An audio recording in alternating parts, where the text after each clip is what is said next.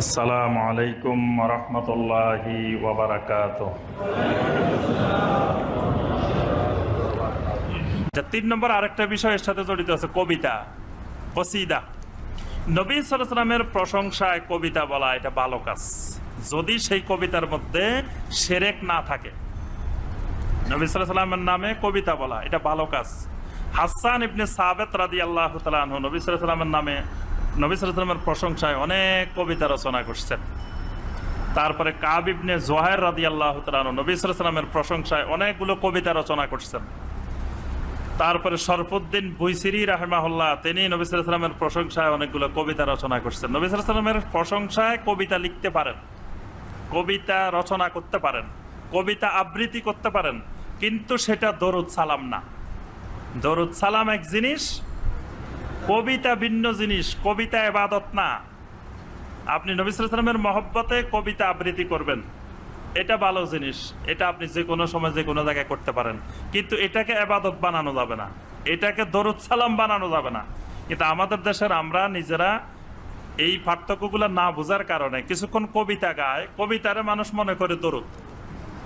যেমন আমাদের দেশে যতগুলা ওয়াজ মাহফিল হয়, অধিকাংশ জায়গায় দেখবেন ওয়াজ মাহফিলের শুরুতে বক্তা বালাগাল উলা বিকামালিহি কাশাফাত দুজা বিজামালিহি, এটা গায় না?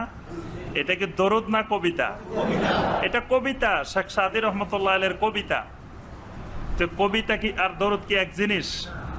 তাহলে এটা আদায় করলে কি, এটা যদি আমরা কতক্ষণ গান গায়ে গিয়ে পড়ি সুরে সুরে, তো এটা নবী সাল্লাল্লাহু আলাইহি ওয়াসাল্লামের মহব্বতে পড়লাম, ভালো কথা, কিন্তু এটার দ্বারা দরুদের হক, দরুদের ইবাদত আদায় হবে না।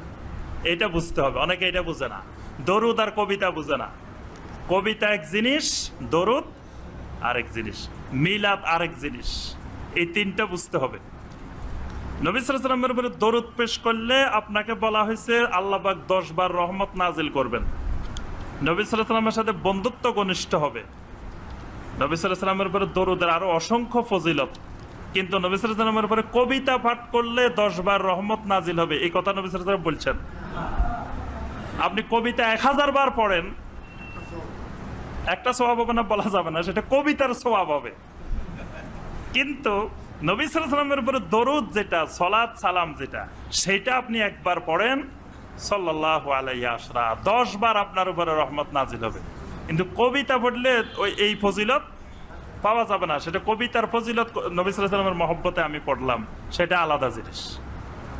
এই জন্য আমাদেরকে বুঝতে হবে যে সালাত ও সালাম আর কবিতা, আরেকটা হলো মিলাদ। আল্লাহ পাক আমাদের সবাইকে সালাত এবং সালাম, এখানে আল্লাহ পাক এই 56 নম্বর আয়াতে যে নির্দেশনা দিচ্ছেন, এই আলোকে নবী সাল্লাল্লাহু আলাইহি ওয়াসাল্লামের উপরে বেশি বেশি সালাত এবং সালাম পেশ করার তৌফিক দান করুন।